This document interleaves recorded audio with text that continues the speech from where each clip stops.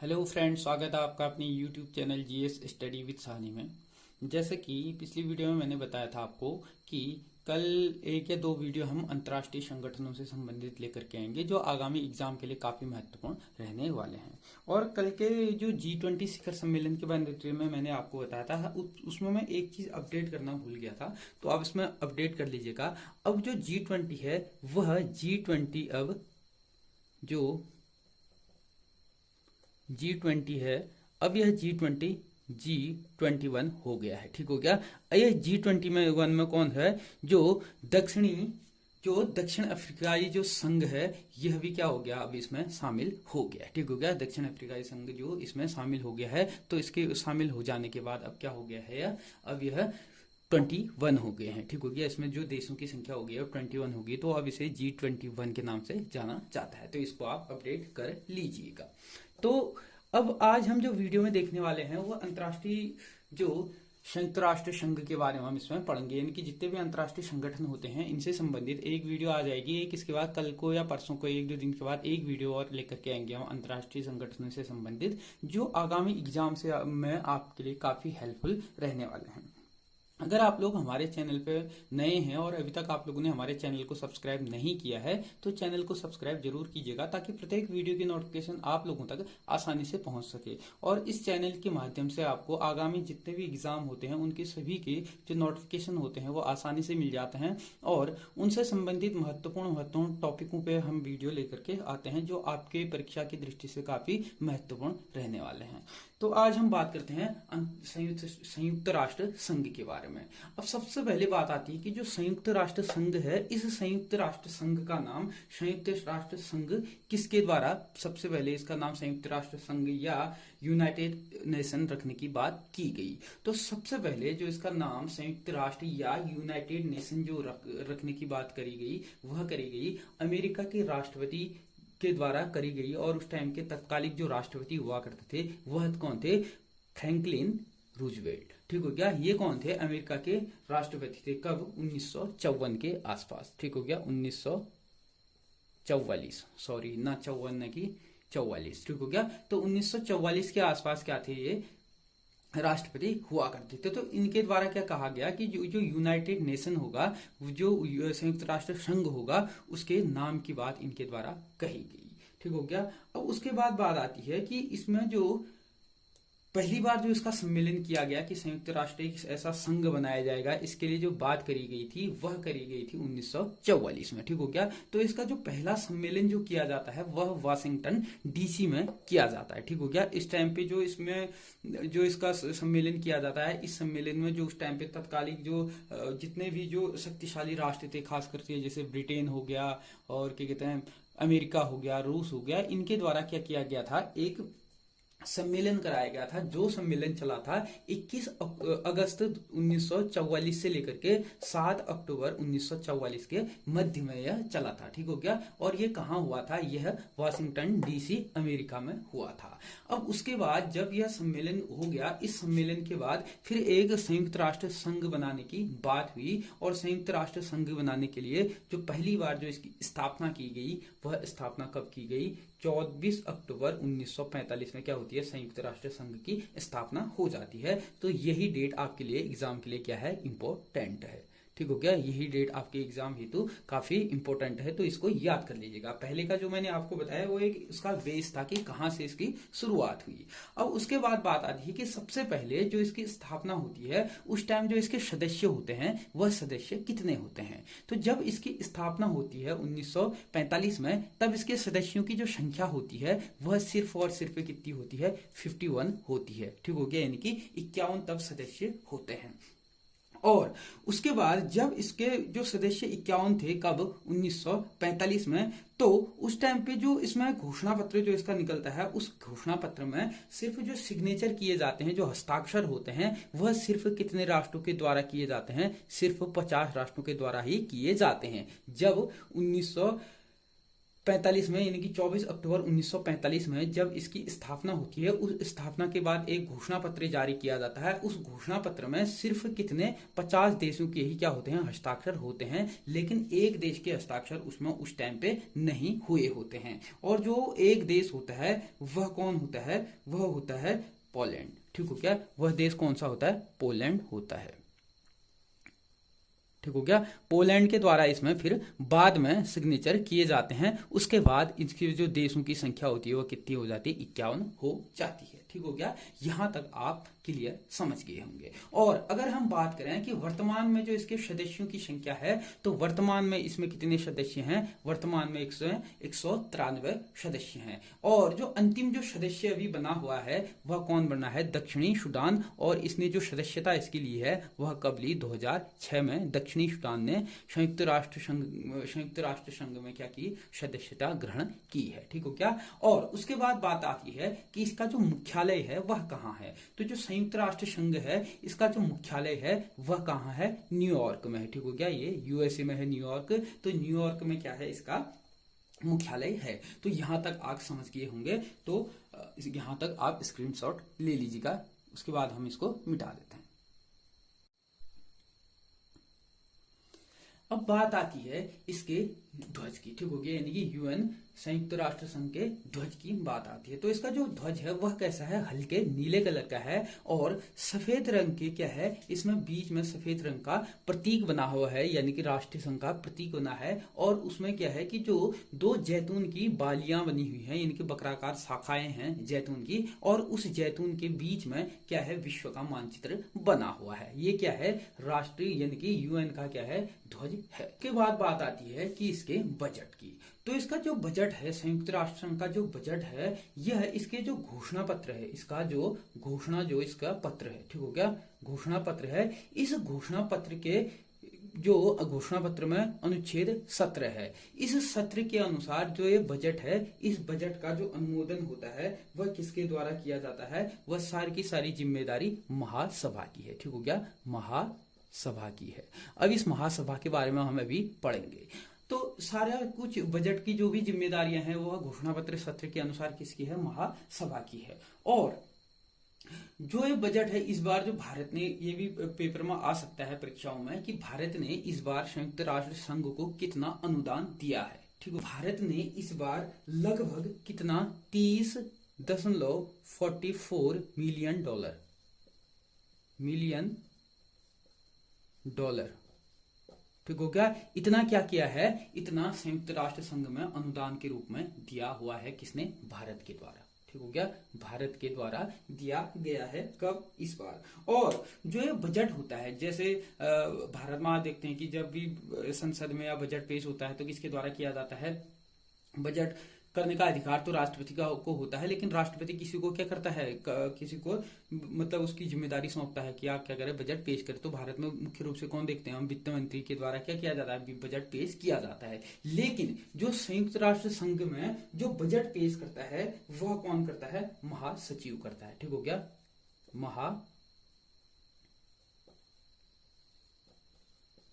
ठीक हो गया, महासचिव क्या करता है, संयुक्त राष्ट्र संघ में बजट पेश करता है। ठीक हो गया, इतना आप समझ गए होंगे। और बजट जो होता है, इसका घोषणा पत्र के अनुच्छेद 17 के अनुसार जो महासभा है, महासभा के द्वारा क्या किया जाता है, इस बजट पर अनुमोदन किया जाता है। और भारत ने इस बार 30.54 मिलियन डॉलर क्या दिया है, इस बार अनुदान के रूप में संयुक्त राष्ट्र संघ में दिया हुआ है। और बात आती है कि जो इसका बजट है वह कौन पेश करता है, तो इसका बजट महासचिव के द्वारा पेश किया जाता है। ठीक हो गया, इतना आप समझ गए होंगे। अब उसके बाद बात आती है इसकी भाषा की। तो इसकी जो मुख्य रूप से जो भाषाएं हैं वह मुख्य रूप से कितनी, इसमें 2 भाषाएं हैं मुख्य रूप से हमें देखने को मिलती हैं। कौन कौन सी, अंग्रेजी और फ्रेंच। ठीक हो गया, अंग्रेजी और फ्रेंच। ठीक हो गया, अंग्रेजी और फ्रेंच भाषा में मुख्य रूप से इसमें देखने को मिलती है, किसमें, संयुक्त राष्ट्र संघ में। और इसके अलावा कुछ अन्य भी इसमें भाषाएं हैं, जैसे अगर जो भाषाएं, अन्य भाषाएं हम मान्यता जिन अन्य भाषाओं को मिली है। ठीक हो गया, मान्यता जिन अन्य भाषाओं को मिली है उसमें कुछ अन्य भाषाएं इसमें जैसे चीनी होगी, ठीक हो गया, चीनी भाषा होगी, और उसके बाद जो अन्य है इसमें रशियन भाषा है, ठीक हो गया, चीनी होगी, रशियन भाषा होगी, और क्या कहते हैं अरबी होगी, स्पेनी होगी, ठीक हो गया, अरबी होगी और स्पेनी होगी। तो इन भाषाओं को क्या है यहाँ पर मान्यता मिली हुई है, ठीक हो गया। अंग्रेजी और फ्रेंच तो इसकी मुख्य भाषाएं हैं, लेकिन इसके अलावा कुछ अन्य भाषाओं को भी क्या मिला हुआ है यहाँ पर क्या कहते हैं मान्यता मिली हुई है, जैसे चीनी होगी, रशियन होगी, अरबी होगी, स्पेनी होगी, इन भाषाओं को भी यहाँ क्या मिली हुई है, मान्यता मिली हुई है। अब इतना आप लोगों ने लिख लिया होगा। अब इसके बाद हम देखते हैं कि जो संयुक्त राष्ट्र संघ है इसके अंगों के बारे में, ठीक हो गया। सबसे इंपॉर्टेंट जो पूछा जाता है प्रश्न इसके अंगों के बारे में। तो संयुक्त राष्ट्र संघ के जो अंग हैं, अगर हम देखें कि इसके अंग, तो संयुक्त राष्ट्र संघ के अगर अंगों की बात करें तो मुख्य रूप से हमें कितने 6 इसके अंग देखने को मिलते हैं। तो सबसे पहले हम बात करें तो सबसे पहले जो आता है इसमें वो आता है महासभा, महासभा, ठीक हो गया। सबसे पहला इसमें आता है महासभा। अगर इसके बाद हम दूसरा अगर इसमें बात करें तो दूसरा आता है इसमें सुरक्षा परिषद, ठीक हो गया, सुरक्षा परिषद, ठीक हो गया। दूसरा आ जाता है इसमें सुरक्षा परिषद। अगर हम उसके बाद बात करें तो आर्थिक एवं सामाजिक परिषद, ठीक हो गया। तीसरा जो इसमें आता है वह आता है आर्थिक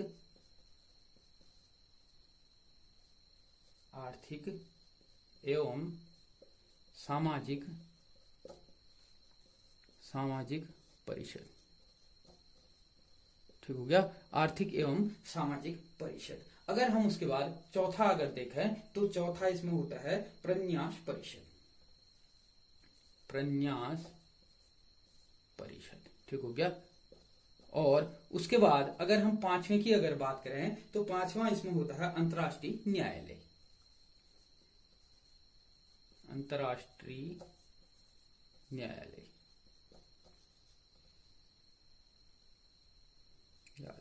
ठीक हो गया, अंतर्राष्ट्रीय न्यायालय। अगर हम उसके बाद अगर बात करें तो छठा जो होता है वह होता है सचिवालय,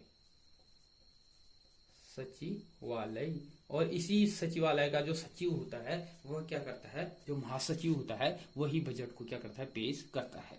तो मुख्य रूप से अगर पूछता है पेपरों में कि संयुक्त राष्ट्र संघ के कितने अंग हैं, तो इसके कितने अंग हैं, 6 अंग हैं। और इसी के अंतर्गत जो 6 अंग आते हैं, महासभा हो गया, सुरक्षा परिषद होगी, आर्थिक एवं सामाजिक परिषद हो गया, प्रन्यास परिषद हो गया, अंतर्राष्ट्रीय न्यायालय हो गया और सचिवालय हो गया, इसके अंतर्गत आता है। और अंतर्राष्ट्रीय जो न्यायालय है वह भी संयुक्त राष्ट्र संघ के अंतर्गत ही आता है।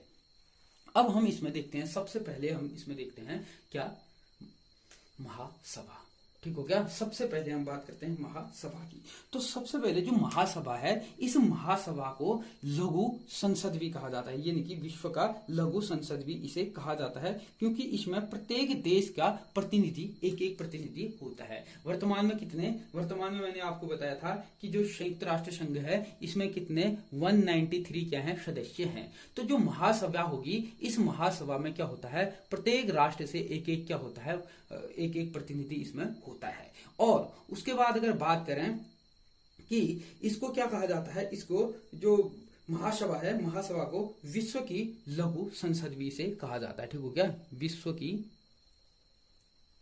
की लघु संसद, ठीक हो गया। विश्व की लघु संसद भी इसे कहा जाता है, किसको, महासभा को।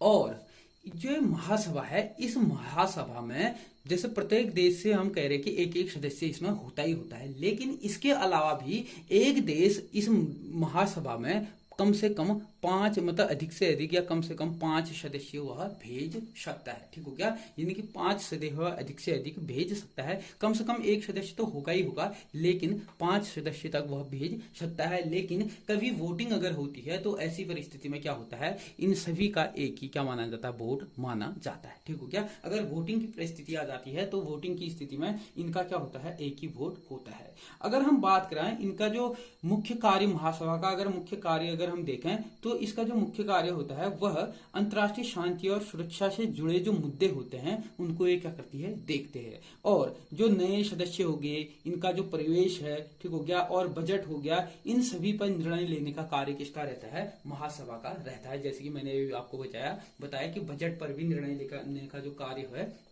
वह किसका होता है, महासभा का होता है। और जो बजट पेश करता है वो कौन करता है, महासचिव, ठीक हो गया, क्या करता है, बजट पेश करता है। और जो इसका कार्य होता है महासभा का मुख्य रूप से वो क्या होता है, जैसे कोई नई, जैसे 2006 में नया देश जोड़ा, क्या, सूडान, दक्षिणी सूडान, तो उसमें क्या होता है कि इसी महासभा के द्वारा वहां क्या किया जाता है, वोटिंग का कार्य जो भी होगा सारा कुछ इसी महासभा के अंतर्गत करा जाता है। और जब भी वहां पे वोटिंग होती है या ऐसा निर्णय लिया जाता है तो 2/3 बहुमत, ठीक होगा, 2/3 बहुमत से क्या करना होता है, उसको पास करना होता है, तभी जाकर के क्या होता है, वह जो भी प्रस्ताव लाया जाता है इसमें वह पास होता है, ठीक हो गया। अगर हम बात करें कि इसके सत्र की बात करें तो सत्र इसका जो चलता है वह हर साल एक बार इसका सत्र चलता है, ठीक हो गया, महासभा का हर साल। इसको नीचे का हम मिटा देते हैं थोड़ा, हाँ, इसको हम थोड़ा सा मिटा देते हैं। अब बात करते हैं इसके सत्र की। तो इसका जो सत्र होता है साल में एक बार होता है, और साल में जो एक बार इसका सत्र होता है वह सितंबर माह में इसका सत्र होता है, ठीक हो गया। साल में सितंबर माह में इसका सत्र होता है, और सितंबर माह के तीसरे मंगलवार को, ठीक हो गया, तीसरे मंगलवार से क्या होता है, इसका सत्र शुरू होता है। और वह कब तक चलता है, फिर दिसंबर तक यह चलता है, ठीक हो गया। मतलब कि जो महासभा है इसका जो सत्र होता है प्रत्येक वर्ष में एक बार इसका सत्र चलता है, सितंबर के तीसरे मंगलवार से लेकर के दिसंबर तक का इसका क्या चलता है, सत्र चलता है, ठीक हो गया। और प्रत्येक सत्र की शुरुआत महासचिव एक, मतलब जब भी प्रत्येक सत्र की जो शुरुआत होती है उस समय क्या होता है कि एक जो महासचिव होता है, उसका जो अध्यक्ष होता है, जो महासचिव होता है महासभा का, यानी कि जो महासचिव इसका होता है संयुक्त राष्ट्र संघ का, वह क्या करता है, इस महासभा का एक अध्यक्ष को चुनता है, ठीक हो गया, अध्यक्ष, ठीक हो गया, यानी कि एक अध्यक्ष को चुनता है और 21 उपाध्यक्षों को चुनता है, ठीक हो गया, एक अध्यक्ष को चुनता है और 21 उपाध्यक्षों को चुनता है। और महासभा के 7 मुख्य समितियों के अध्यक्षों को चुनता है, ठीक हो गया। मतलब कि जो महासभा है ये क्या करती है, यह इस जो महासभा है, इस महासभा में जब इसका सत्र शुरू होता है प्रत्येक वर्ष में सितंबर माह में, तो उस टाइम पे क्या होता है, जो संयुक्त राष्ट्र संघ में जो महासचिव होता है वह क्या काम करता है, इस महासभा के एक अध्यक्ष को चुनता है और 21 उपाध्यक्षों को चुनता है, और 7 मुख्य जो समिति होती है इन समितियों के क्या अध्यक्ष की नियुक्ति करता है, ठीक हो गया। इतना आप समझ गए होंगे। और अगर इसके कार्य की अगर बात करें तो मैंने बता दिया है कि अंतर्राष्ट्रीय न्यायालय से, मतलब अंतर्राष्ट्रीय न्याय से संबंधित जितने मामले होते हैं और नए देशों के सदस्यता से संबंधित जितने मामले होते हैं ये सारा कुछ कौन करता है, महासचिव की नियुक्ति से संबंधित कार्य हो गए, ये सारे का कुछ कौन करता है, वह महासभा करती है, ठीक हो गया। यानी कि महासभा से अगर पूछा जाएगा कुछ भी तो आपका प्रश्न अब नहीं छूटने वाला है। अब उसके बाद अगर हम बात करें सुरक्षा परिषद की, ठीक हो गया, दूसरा जो इसका अंग है सुरक्षा परिषद,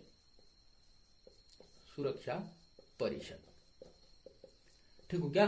अब सुरक्षा परिषद की अगर हम बात करें तो संयुक्त राष्ट्र संघ में जो सुरक्षा परिषद है वह एक प्रकार की क्या है, कार्यपालिका है, ठीक हो गया, एक प्रकार की क्या है, कार्यपालिका है,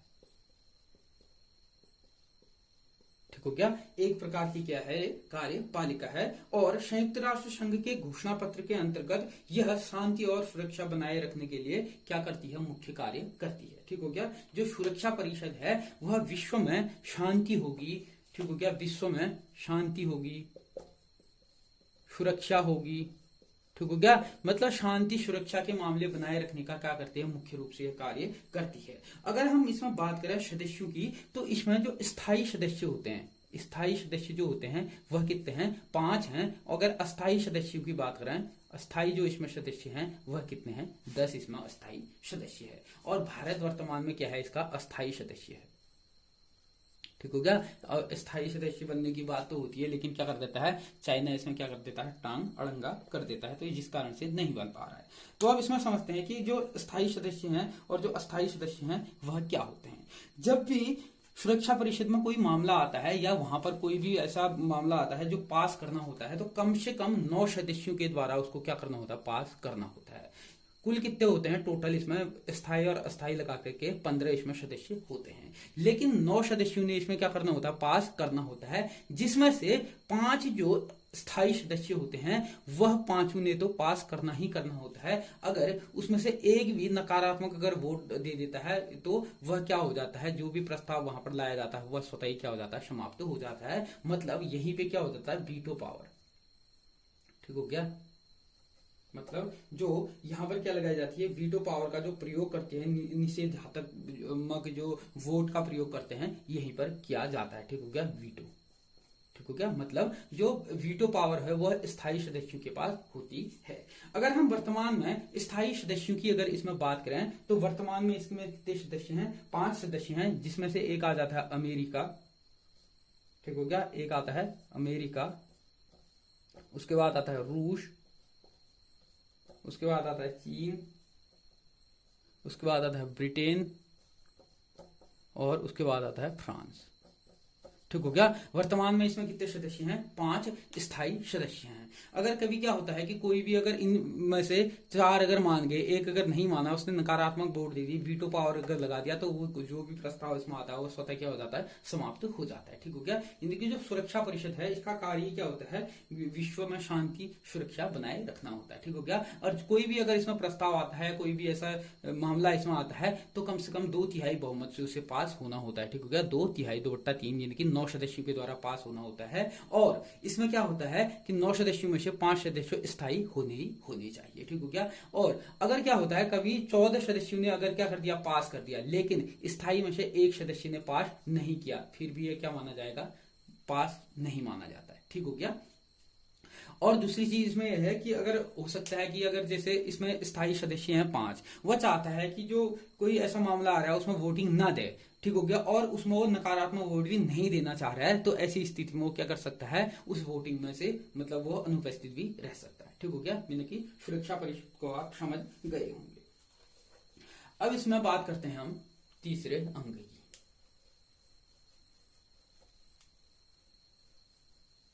ठीक हो गया। इसके बाद हम बात करते हैं तीसरे अंग की, आर्थिक एवं सामाजिक परिषद।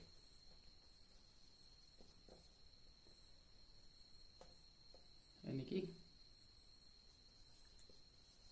आर्थिक एवं सामाजिक परिषद। ठीक हो गया। आर्थिक एवं सामाजिक परिषद की अब हम बात करते हैं।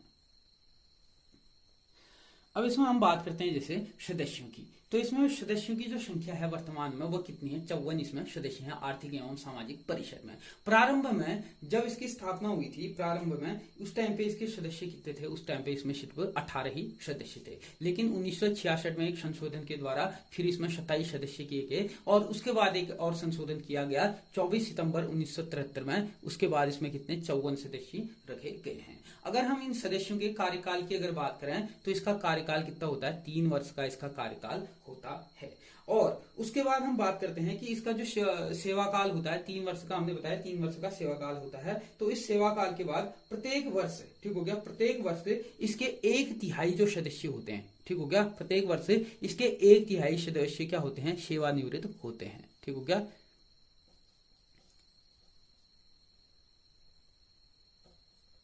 ठीक हो गया, सेवानिवृत्त होते हैं। प्रत्येक वर्ष इसके 1/3 सदस्य सेवानिवृत्त होते हैं। ठीक हो गया। और जो इसकी बैठक होती है वह वर्ष में 2 बार होती है। ठीक हो गया। जो आर्थिक एवं सामाजिक परिषद है इसकी वर्ष में 2 बार क्या होती है, बैठक होती है। एक होती है अप्रैल माह में और एक होती है जुलाई माह में। ठीक हो गया। एक होती है अप्रैल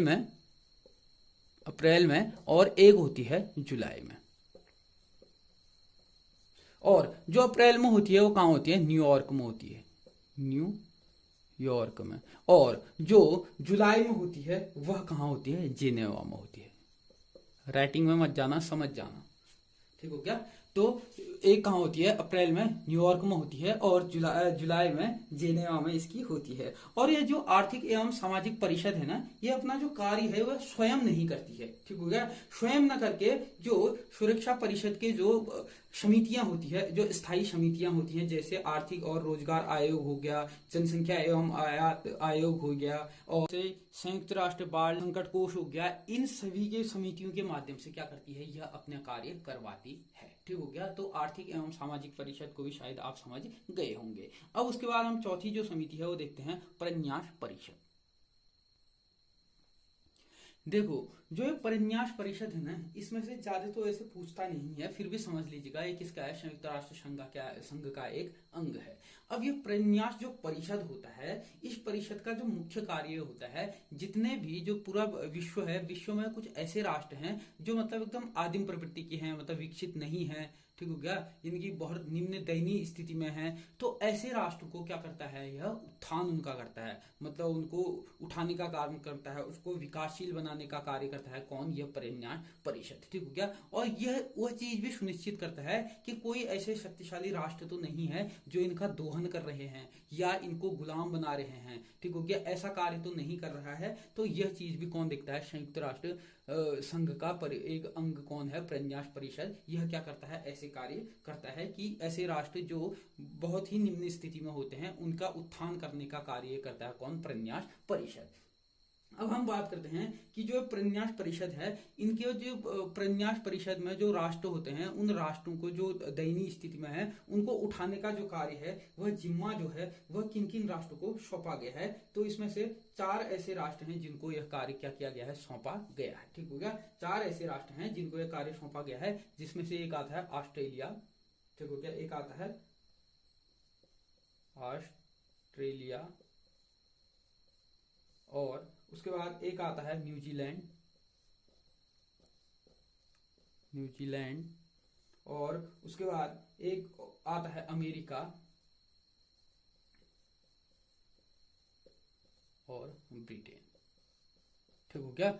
ये 4 ऐसे राष्ट्र हैं जिनको क्या कार्य सौंपा गया है कि जो भी ऐसे राष्ट्र हैं जिनकी स्थिति बड़ी दयनीय है, उनको उत्थान करने का जो कार्य है वह इनको क्या किया गया है, सौंपा गया है। परंतु जैसे रूस है, चीन है, फ्रांस है, इनको क्या है, इस प्रन्यास परिषद का सदस्य नहीं बनाया गया है, मतलब इनको ऐसी जिम्मेदारी नहीं दी गई है, ठीक हो गया। इतना आप समझ गए होंगे प्रन्यास परिषद। मतलब प्रन्यास परिषद का कार्य ये होता है कि ऐसे राष्ट्र जो बड़ी दयनीय स्थिति में है, मतलब जिनका विकास नहीं हो पा रहा है, जो प्रशासन करने हेतु सक्षम नहीं है, उनको प्रशासन की सीख देना, ये सारा कार्य करना होता है प्रन्यास परिषद का कार्य। उसके बाद आता है सचिवालय।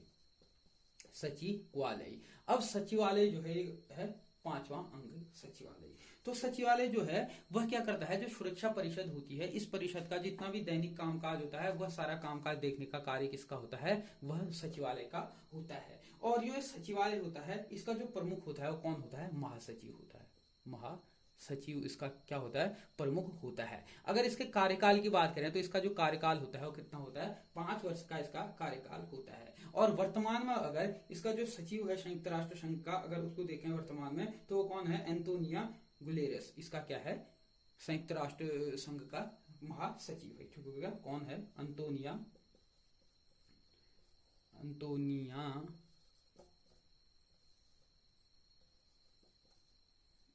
गुटेरेस, ठीक हो गया। वर्तमान में क्या है, संयुक्त राष्ट्र संघ के महासचिव है, ठीक हो गया। इसकी जो नियुक्ति है वह कब की गई थी, 2017 से वर्तमान तक इसकी नियुक्ति की हुई है, ठीक हो गया। अब इसका शायद कार्यकाल भी समाप्त होने वाला हो रहा है। अब बात यह आती है कि क्या ये दोबारा नियुक्त हो सकते हैं, तो हाँ, ये क्या हो सकते हैं, एक बार इनका कार्यकाल समाप्त होने के बाद भी इनकी नियुक्ति दोबारा की जा सकती है, ठीक हो गया। यह आप इतना समझ गए होंगे सचिवालय को भी।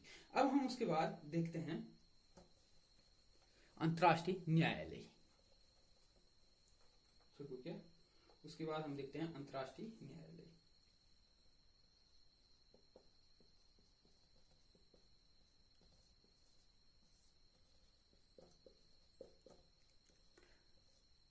प्रश्न सबसे अधिक पूछा जाता है यहीं से, अंतर्राष्ट्रीय न्यायालय से।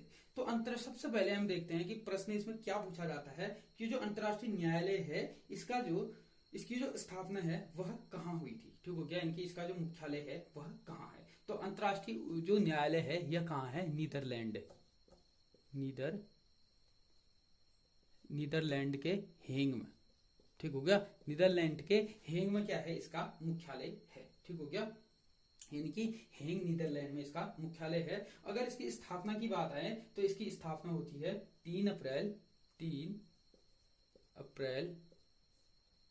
1946 में, ठीक हो गया। 3 अप्रैल 1946 में अंतर्राष्ट्रीय न्यायालय की नीदरलैंड हेग में इसकी क्या होती है, स्थापना होती है। अगर इसमें बात करें कि इसमें जो न्यायाधीश हैं उनकी अगर संख्या की बात करें तो इसमें न्यायाधीशों की जो संख्या होती है वह कितनी होती है, 15 इसमें न्यायाधीशों की संख्या होती है, ठीक हो गया। और अगर इसके जो न्यायाधीश हैं इनके अगर कार्यकाल की बात करें तो 9 वर्ष का इनका क्या रहता है, कार्यकाल रहता है। और प्रत्येक 3 वर्ष में 5 न्यायाधीश क्या होते हैं, सेवानिवृत्त होते हैं। मतलब 1/3 जो न्यायाधीश हैं वह प्रत्येक 3 वर्ष में उनका क्या हो जाता है, कार्यकाल समाप्त हो जाता है। कम से कम प्रत्येक 3 वर्ष में 5 सदस्य क्या होते हैं, 5 जो न्यायाधीश हैं वह क्या हो जाते हैं, सेवानिवृत्त हो जाते हैं। अब इसके बाद बात आती है कि क्या जो अंतर्राष्ट्रीय न्यायालय है इसमें एक देश से 2 जो न्यायाधीश है वह नियुक्त हो सकते हैं या नहीं। तो एक राष्ट्र से सिर्फ एक ही न्यायाधीश की नियुक्ति इसमें होती है, यानी कि एक राष्ट्र से 2 न्यायाधीश की नियुक्ति नहीं होती है, ठीक हो गया। अगर इसके कार्यकाल की बात करें तो कितने वर्ष का, 9 वर्ष का इसका कार्यकाल रहता है, ठीक हो गया। और ये क्या करते हैं, जो ये न्यायाधीश होते हैं, जो 15 न्यायाधीश हैं अंतर्राष्ट्रीय न्यायालय में, ये 15 न्यायाधीश अपने में से ही क्या करते हैं, एक अध्यक्ष और 3 उपाध्यक्ष की नियुक्ति करते हैं, ठीक हो गया। और इनका अगर कार्यकाल देखें तो जो उपाध्यक्ष और अध्यक्ष की नियुक्ति करते हैं, अगर इनका कार्यकाल देखो तो 3 वर्ष का इनका भी कार्यकाल रहता है, ठीक हो गया। और अगर बात करें कि इसकी जो भाषा, ठीक हो गया, तो जो अगर बात करें हम अंतर्राष्ट्रीय न्यायालय की अगर भाषा की बात करें तो इसकी जो भाषा है वह क्या है, अंग्रेजी और फ्रेंच। अंग्रेजी और फ्रेंच इसकी क्या है, भाषा है, ठीक हो गया। 2 मुख्य भाषाएं थी ना, अंग्रेजी और फ्रेंच। उसके अलावा अन्य भाषाएं जैसे मैंने बताया था, चीनी होगी, स्पेनिश होगी, ठीक हो गया, रशियन होगी, अन्य भाषा बताया था। लेकिन मुख्य भाषा इसकी क्या है, संयुक्त राष्ट्र संघ की, वह अंग्रेजी और स्पेनिश है। और अंतर्राष्ट्रीय न्यायालय की भी मुख्य भाषा अंग्रेजी और स्पेनिश है, ठीक हो गया। और इसके बाद आती है कि गणपूर्ति यानी कि कोरम। तो कोरम जो इसकी पूर्ति होती है, जो अंतर्राष्ट्रीय न्यायालय जो चलता है तो उसमें जो कोरम की पूर्ति होती है वह 9 है, ठीक हो गया। इनकी 9 जो न्यायाधीश है वह उपस्थित होने चाहिए, तभी इसकी क्या होती है, कोरम की गणपूर्ति होती है, अदरवाइज इसकी गणपूर्ति नहीं होती है, ठीक हो गया। इतना आप समझ गए होंगे। तो ये संयुक्त राष्ट्र संघ के 6 के 6 अंगों के बारे में हमने बता दिया है। उसके बाद एक छोटा सा और हम देखते हैं मानवाधिकार के, अंतर्राष्ट्रीय मानवाधिकार परिषद, ठीक हो गया। संयुक्त राष्ट्र मानवाधिकार परिषद, ठीक हो गया। इसको हम समझ लेते हैं। उसके बाद एक वीडियो हम इसमें और बनाएंगे अंतर्राष्ट्रीय जितने भी संगठन हैं, तो 2 वीडियो में हम लगभग अंतर्राष्ट्रीय संगठन को कंप्लीट कर देंगे। तो जो अंतर्राष्ट्रीय न्यायालय है उसके बारे में तो मैंने आपको बता दिया है। थोड़ा वीडियो जूम आउट हो रही है, अब ठीक है, ठीक हो गया। तो जो संयुक्त राष्ट्र मानवाधिकार परिषद है, अगर इसके गठन की अगर बात करें तो इसका जो गठन होता है वह जून 2006 में इसका गठन होता है, ठीक हो गया। अंतर्राष्ट्रीय मानवाधिकार परिषद का जो गठन होता है वह जून 2006 में इसका गठन होता है। अगर इसके कुल परिषद के कुल सदस्यों की अगर बात करें, सदस्य, ठीक हो गया, सदस्यों की अगर बात करें तो इसमें कितने सदस्य हैं, 47 इसमें सदस्य हैं। अब इसमें जो सदस्य रखे गए हैं वह कैसे कैसे रखे गए हैं, इसमें एक बार हम देख लेते हैं। जैसे एशिया है, जैसे कॉन्टिनेंटल है ना, जिसे 7 महाद्वीप है, 7 में से 7वें में तो अंटार्कटिका महाद्वीप में तो जनजीवन है नहीं, तो बचे कितने, 6। तो इन 6 में से महाद्वीपों में से क्या किए गए हैं, कुछ सभी महाद्वीपों से कुछ देश इसमें लिए गए हैं। तो इसमें जो सदस्य देश हैं वह कैसे हैं, एशिया से जो देश हैं वह कितने हैं, 13 देश हैं। और उसके बाद अगर अफ्रीका से हम देखें, अफ्रीका महाद्वीप से अगर देखें तो अफ्रीका से भी कितने देश हैं, इसमें 13 देश हैं। और उसके बाद पूर्वी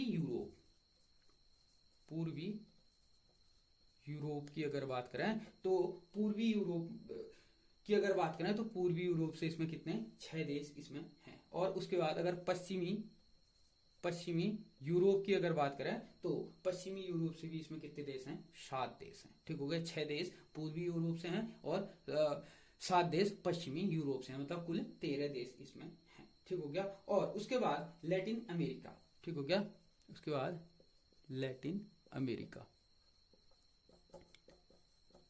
तो अगर हम बात करें लैटिन अमेरिका से तो लैटिन अमेरिका एवं कैरिबिया से कितने हैं 8 देश इसमें हैं। ठीक हो गया, यानी कि कैरिबियाई देश, कैरिबियाई। ठीक हो गया, यानी कैरिबियाई और लैटिन अमेरिका से इसमें कितने देश हैं 8 देश इसमें हैं। तो टोटल कितने, टोटल अगर देशों की संख्या की अगर बात करें तो 47 सदस्य इसमें टोटल देश हैं। और अगर बात करें इन सदस्यों का जो कार्यकाल होता है वह कितना होता है, वह 3 वर्ष में, इसमें 3 वर्ष का इसमें क्या होता है कार्यकाल होता है। और 1/3 सदस्य जो होते हैं वह प्रत्येक वर्ष से इसके क्या हो जाते हैं, रिटायर हो जाते हैं। ठीक हो गया, मतलब क्या होता है कि जैसे सदस्य हैं 3 वर्ष से इनका कार्यकाल रहता है। जैसे एशिया के 13 देश हैं, 13 देशों में से सदस्य इसमें आएंगे, एशिया के 13 देशों में से, उसमें से क्या होता है कि जो सदस्य होंगे उन सदस्यों का जो कार्यकाल होगा वो कितने वर्ष का होता है, 3 वर्ष का होता है। जरूरी नहीं कि दोबारा वो चुन करके आया, जरूरी नहीं है कि नहीं आएगा, दोबारा भी चुन करके आ सकता है, नहीं भी आ सकता है, कोई और भी आ सकता है। कार्यकाल 3 वर्ष का ही रहेगा। सेवानिवृत्ति की अगर बात करें तो 1/3 इनके 1/3 जो सदस्य होते हैं प्रत्येक वर्ष इसके क्या हो जाते हैं, सेवानिवृत्त हो जाते हैं। ठीक हो गया। और अगर इसका मुख्यालय अगर देखें संयुक्त राष्ट्र मानवाधिकार परिषद का, तो कहाँ इसका मुख्यालय, वह है जेनेवा में, जेनेवा। ठीक हो गया। तो ये चीजें जो मुख्यालय है, मुख्यालय से संबंधित प्रश्न इसमें पूछे जाते हैं, तो ये प्रश्न आपको देखने होंगे। तो आज की वीडियो हम यहीं पे कंप्लीट करते हैं क्योंकि वीडियो काफी लंबी बन गई है। तो नेक्स्ट वीडियो में हम जितने भी बचे हुए अंतर्राष्ट्रीय संगठन हैं उनको हम देखेंगे। और ये जो अंतर्राष्ट्रीय संगठन है या आगामी जो एग्जाम होंगे आपके, उसमें ये काफी महत्वपूर्ण होंगे। ठीक हो गया, तो इसलिए आप इसको एक एक नजर जरूर देखिएगा। तो यहीं पे इसे खत्म करते हैं, धन्यवाद।